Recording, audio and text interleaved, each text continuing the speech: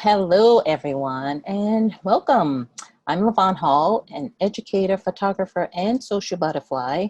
I've been doing this for a few decades now. So tonight I want to talk about two projects, long-term projects I've been working on. And the first one is Correlations NYC. So I started this project during my master's in digital photography program at SVA. And basically what I was doing was going around the 5 boroughs of New York and photographing places of these New Yorkers that I found. And these are places that they're connected to. So some of these places you might recognize, some of them you might not. The interesting part is on trying to figure out, well, what are they connected to and why are they connected to these places? And it was actually fun doing this project because I got to learn about all these different New Yorkers. I got to learn about places I never even thought of venturing out to, that I did not know existed. And some of the stories were quite interesting. So I photographed them in the studio first, and then I would go around and photograph the locations and then combine them to try and show like some kind of reflection of these places within each individual. So did they pick the location, Lavonne? Yes. So Okay, so they picked the locations and I went to all of them. It was, I think I got a lot of steps in during that time. So it was actually quite interesting. Like this person, for example, he was my last subject. I almost didn't photograph him, but I won't say who, but someone at SVA was like, I don't like that number. It's an odd number. So you need one more subject. So I found this guy. I actually knew him from ICP. And the location that I photographed is actually where I used to grow up in the Bronx. So I'm like, this place looks so familiar. So it was quite interesting to have it like full circle, come back to where I grew up in my childhood. Let's see, this is, I'm sure some of, if you like look really closely, you can probably figure out where some of these locations are. Like if you notice, it says Macy's, you can see the clock. This is actually Central Park Zoo. so Lavonne, This is, yes. share with us how you came up with the idea. Well, I had to come up with something that would make my thesis interesting. Like I wanted something that I would enjoy doing and also to challenge myself. So I don't like working in the studio. So that's why I chose to photograph individuals in the studio. And I wanted to see like all the skills and techniques that I learned during the program, see if I can combine those with working with individuals in the studio. So I just kept going around photographing, and then eventually, I don't know how, it just came to me like, maybe I should put these together and figure out something. It took a long time to get to where I like the final project, but it was a lot of trial and tribulation. So this is actually a very important photograph for myself because it's my grandmother, which she passed away last year. And it was hard to get her to photo. She doesn't like to be photographed, first of all. But I convinced her, like after church, while she's all dressed up, I'm like, oh, I just need a couple of shots. And she kept saying, are you almost done? And I kept saying, one more, one more. So I got a lot of shots of her. But she mentioned her favorite place is church, of course. And if you can see the Apollos in the background. This is actually two museums. And this guy is actually also interesting that like some of my subjects, I told them what to wear. When I say what to wear, I mean like colors. And this guy doesn't really own any color. He usually wears black. So I'm like, can you find anything? So this is what he came up with, but it actually worked. And this particular subject, and this is the only image that I did with the subject at the location. I just wanted to see what it would look like, and I liked it just for this particular location in person, but I don't think I would have liked it with all the other subjects.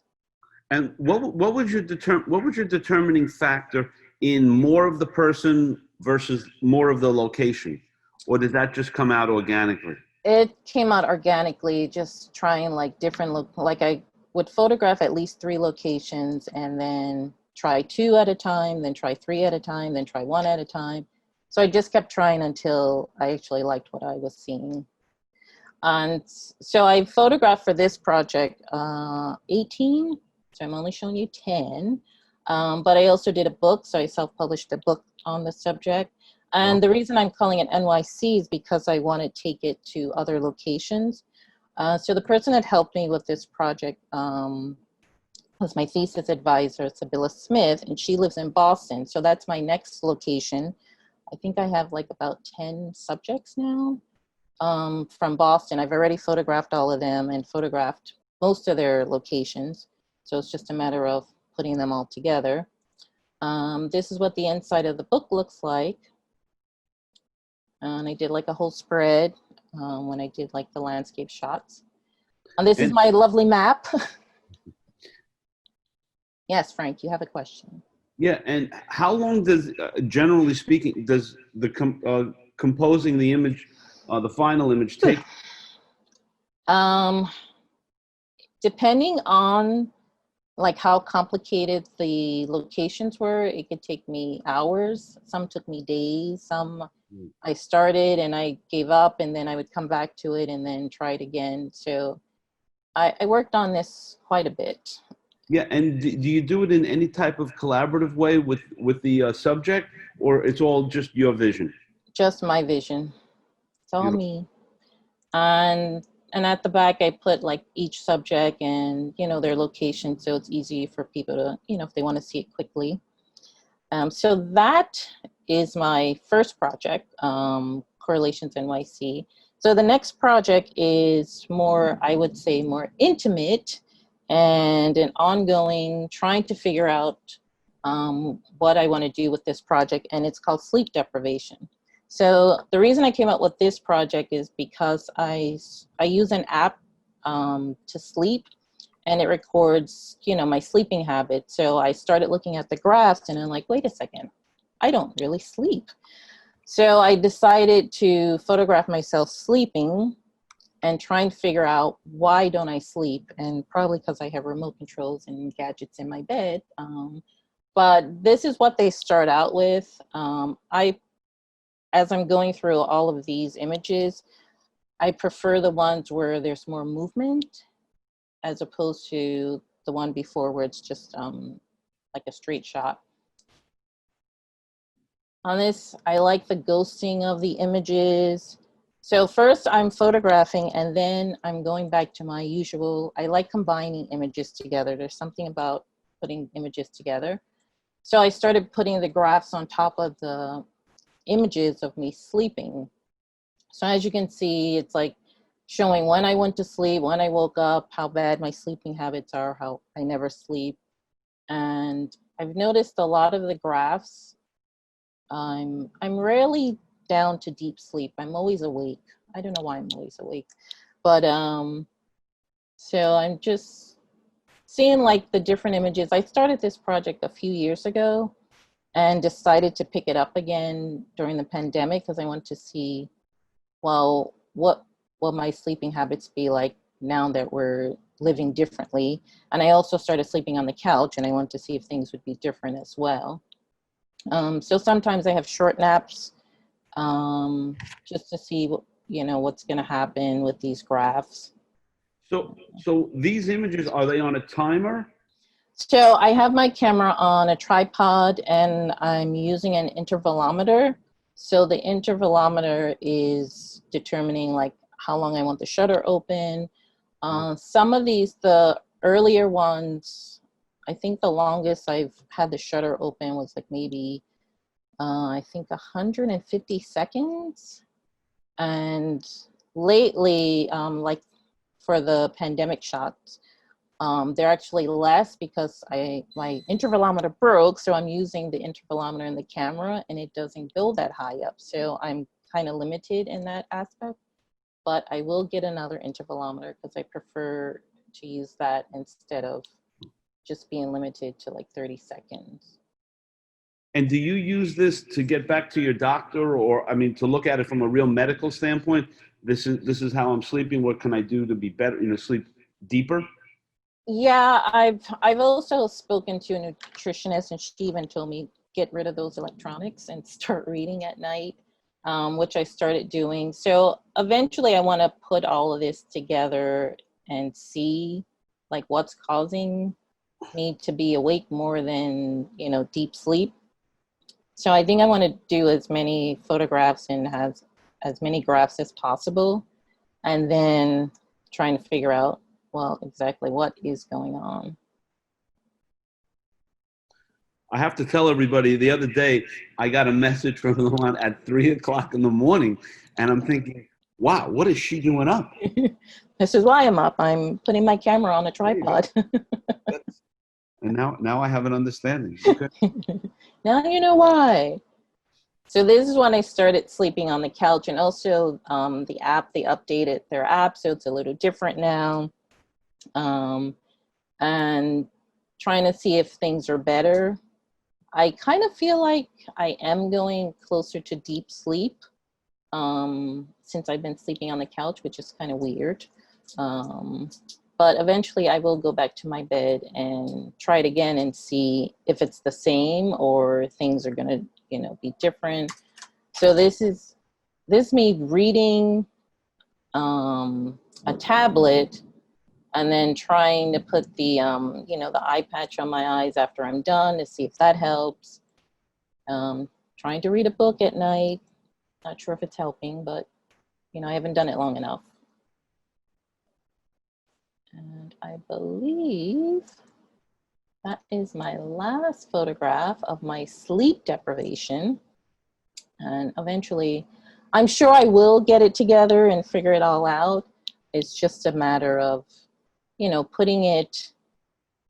I want to like lay the graphs out, compare them with, the days that I didn't sleep well, try and figure out what I was eating that day, what I was doing that day, and see if, I can get better sleep. No, that's really powerful work. I mean, how do you feel about observing yourself in a project? Have you done that before? I mean, did No, anyone this is watch my you? first time, so it was really interesting, like to get it started. And I'm like, do I really want to do this? Do I really want people to see how I sleep? Right. um, and then as I was looking at the photographs, it's like, well, these are actually beautiful photographs, and there's nothing wrong with it, or nothing wrong with me sharing them.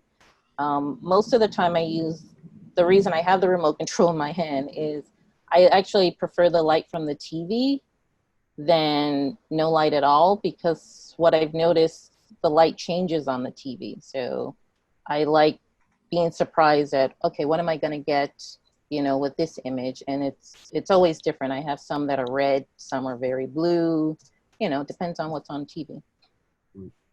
And when does this project end? I mean, what do you see? I, I feel like it will end when I figure out why I'm not sleeping and then sleeping better. Right.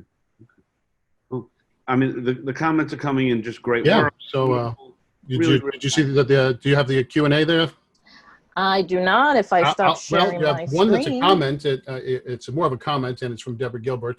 A lot of people think collage is easy, but it's actually very difficult. You do it thoughtfully and beautiful. Bravo. So that's Thank you, Deborah. And then you had one question from Charles. How do you choose your subjects for the correlation projects? So for correlations, I did like word of mouth, kind of like, do you know someone? But I had specific criteria. I'm like, I don't want just anyone. And then also there's a model agency at SVA, and I gave them a list of what I was looking for. And they gave me, I think, about 4 or 5 subjects. So there were some people I didn't know, some people were friends of friends, and then some were friends. Yeah. So, I mean, that process of shooting people you know versus people you don't know, Mm-hmm. how do you accept that challenge? I mean, does it unnerve you? Do you welcome it? Because I think for everybody that's really different.